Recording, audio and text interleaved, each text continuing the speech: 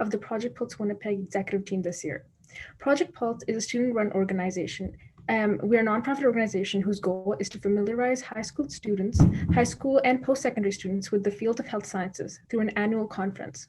Unfortunately, the 2020 conference scheduled for this past spring was canceled, but thankfully the organization is navigating an online platform in this pandemic times in order to bring your events, resources, and opportunities for health sciences education.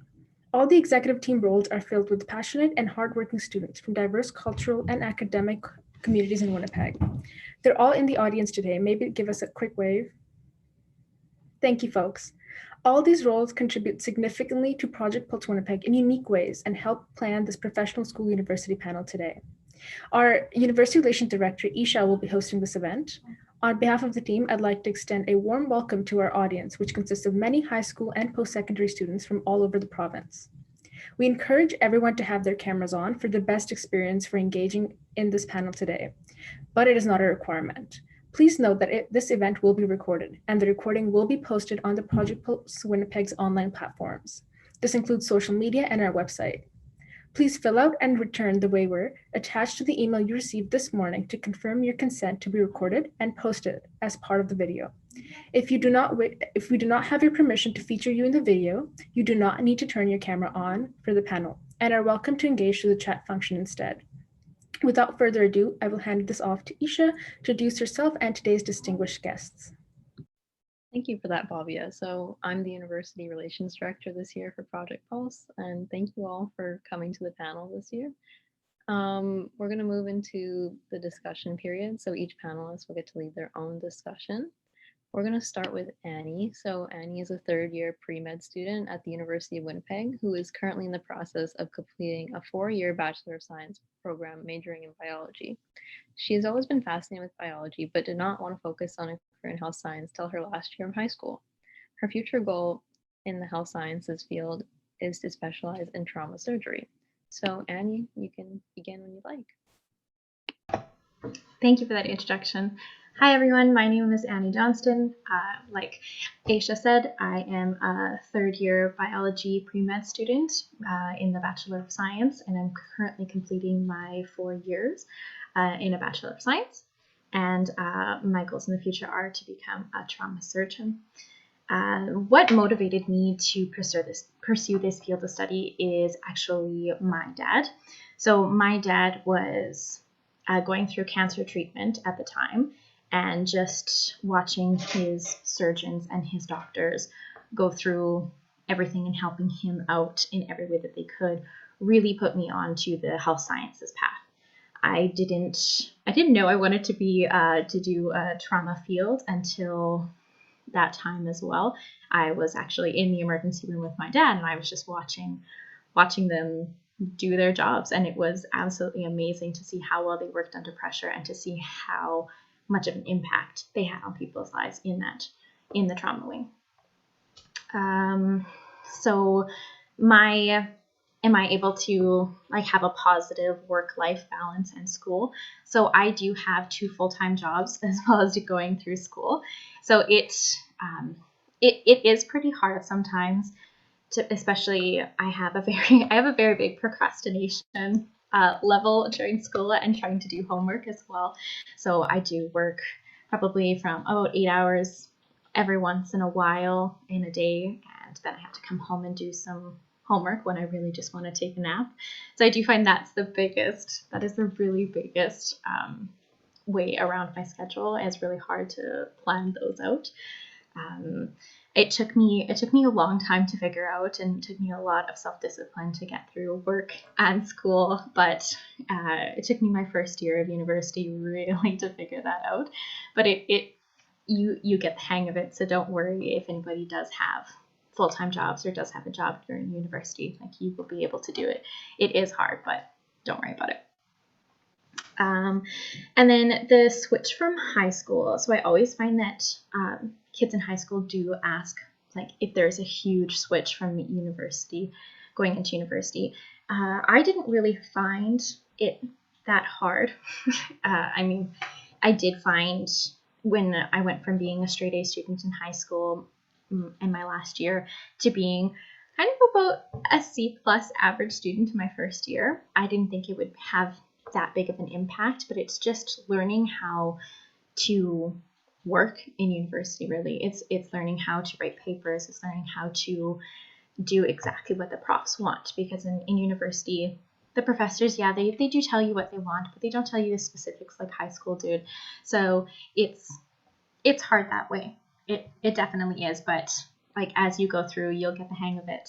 So, and then really any advice that I would give to high school students wanting to come into the science field is don't worry too much about your marks. If you want to become a doctor, what I've heard is that like med school, they do care about your grades, but they care a lot about your extracurricular activities. So instead of, spending 100% of your time studying and trying to get those great grades, like add some volunteering onto your plate. Go and volunteer at an animal shelter, go volunteer with the homeless. Like every school loves to see what else you're doing to give back to the community. And they also want to see what else you're doing in case, med school doesn't work out, or in case like becoming a nurse doesn't work out. They want to see what you have to fall back on, because they don't want to see your whole life is what you want to do. Like your whole life is not just about school. Your whole life is not just about going into your real career, because they're like, okay, well, what if you don't get in? What are you going to do? Like you're going to be devastated. So always do something else. Always. I've worked at an animal shelter for 10 years. I've shadowed doctors at hospitals. I volunteer. I've been a part of a lot of things, and like that's going to help me in the end. Even though it is stressful, it's going to help you out in the end. So I think that's really all that I have to say. I don't know if we're taking questions at this time, probably at the end, but thank you for taking the time to listen to me. And yeah, it was amazing to be here. Thanks so much. Yeah, thank you for that, Annie. We'll move into the question period after Tooba has done her discussion. So yeah, Tuba's going to go next.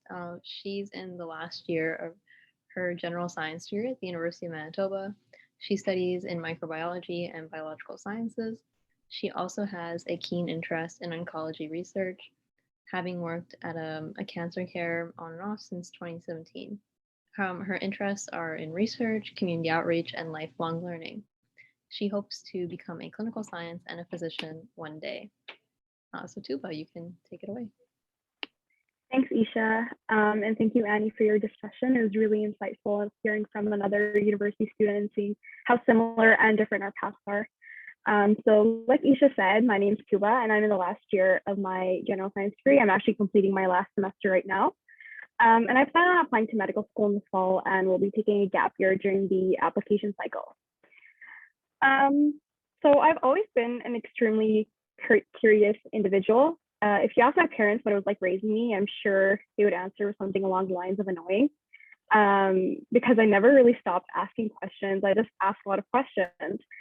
Kids usually grow out of that phase, but I don't think I ever grew out of that phase. I always wanted to know how things worked, what words meant, and the relationships between two seemingly unrelated topics, and just everything in between. For a few birthdays, actually, I received dictionaries and encyclopedias, and I remember just spending hours and hours going through them. With this amount of questions comes also a lot of uncertainty. So growing up, I never really had a clear-cut path of what I wanted to do when I get older. For a while, I wanted to be an archaeologist because digging around and discovering new creatures just seemed so interesting to me. Then after that, I wanted to be an astronaut, just because I just found it so interesting about the world beyond ours and what we don't know. My curiosity eventually led me to work in a research lab at 14 years old, and I've been working in research labs ever since. I got the opportunity to work at an engineering lab for a summer, and then in organic chemistry, pharmacology, biochemistry, and medical genetics. At this point, I was sort of torn between research and engineering, and I would sort of flip back between the two ever so often. This was because I just loved learning kinetically. I loved doing things with my hands. I just loved the innovation aspect that both of these careers have. Unfortunately, the engineering dream was cut short because I realized I didn't really like math or physics. Sorry, Miss Pai, I saw you in the call. Sorry about that, but the research path is still very much open. But I realized I like fast-paced and changing environments. And that's something in research, you realize that you do the same thing over and over again, do the same experiments over and over again. And it can become stagnant. And I just like changing environments and being around different people. So I realized research, I'll still keep the door open, but it's not what I want to do as my whole career. Medicine always remained at the back of my head when I was going through these different career phases. And I actually remember distinctly telling a friend in grade 3 that I wanted to be a surgeon, but then I thought about the blood and the gore of it all, and only being like 7 at the time, that was a little too much to handle. But in grade 10, I took grade 11 biology, which is all about the human body and different body systems. And I just absolutely loved the course. I remember learning how every body system is intertwined and how we work as a functional unit. And that was the most fascinated I'd ever been about a class. And that sort of reignited the thought I had about medicine. When choosing university programs and what university I wanted to apply to, I only applied to 2 programs. I applied to the University of Alberta Immunology and Infection program, and I also applied to the U of M direct entry into science. I got into both programs, and I was set on going to the University of Alberta until June 1st of my graduating year, which, by the way, is the day you have to choose like which university you want to go to. Like it's the deadline. So I chose to go to U of M on that very last day. So I decided against leaving, mostly because I don't think I was ready to live without my family just yet. I'm also not a very extroverted person, and making friends for me is pretty difficult.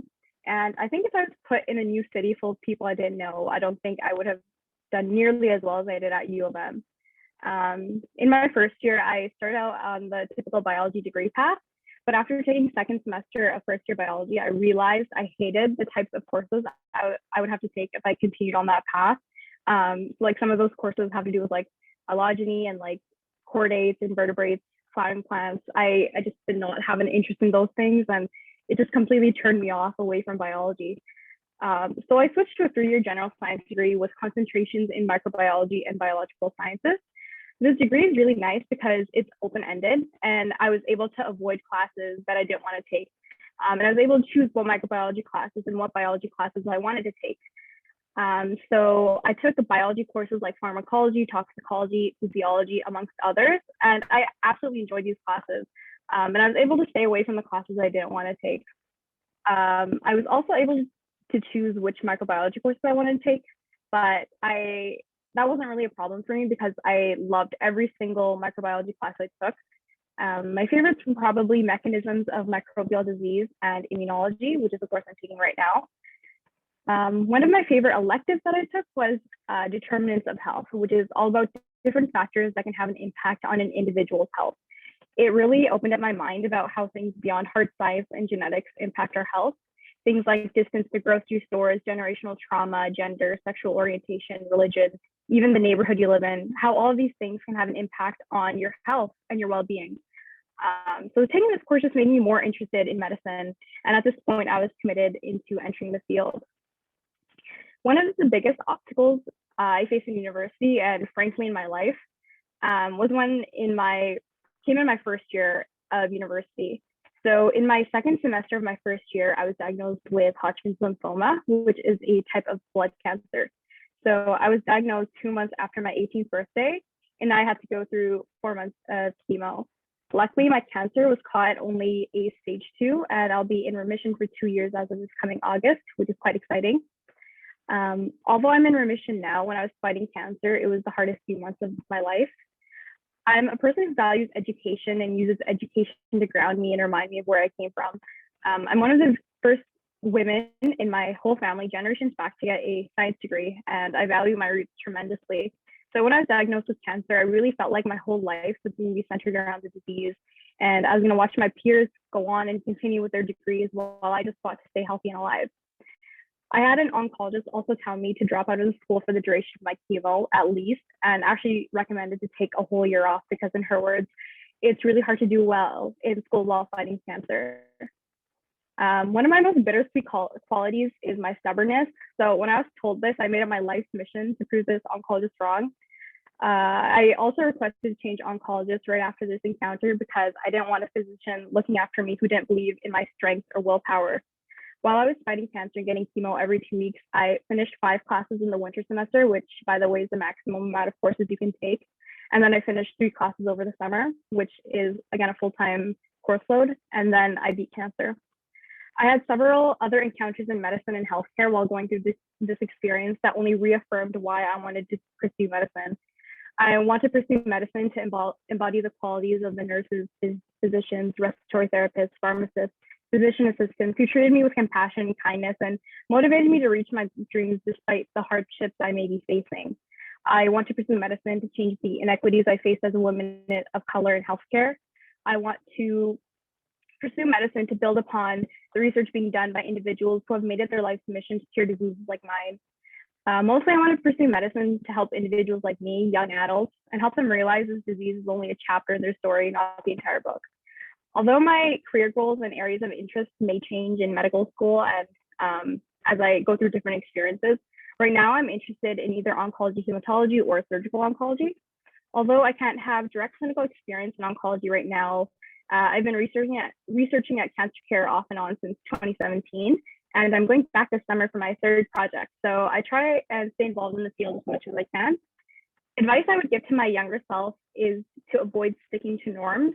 Always venture out into unexplored territory. Don't try and follow the same path everyone else is taking, especially en route to becoming a physician. I think with a path as competitive as medicine, a lot of people are trying to find shortcuts and the ideal way of getting there, which usually includes research, clinical volunteering, et cetera, et cetera. But if these activities don't interest you, if they don't ignite a passion inside you, there's no point in pursuing those things. If you have a keen interest in volunteerism away from healthcare, pursue it. If you have interest in subjects that aren't science, pursue them. To those of you who are thinking of pursuing STEM or science, I encourage you to always ask questions. It may get annoying sometimes to those around you, but believe me, every scientific discovery has started with a question, and who knows, you might have an answer to it someday. That's a little bit of what I had prepared, but if anyone has questions, I'd be more than willing to answer them after. Thank you so much for that, Tooba. That was really inspiring. Thank you. So we're going to move into the question period for now. We're going to start with questions that were submitted from participants through the Google form. And then if anyone has other questions, you guys can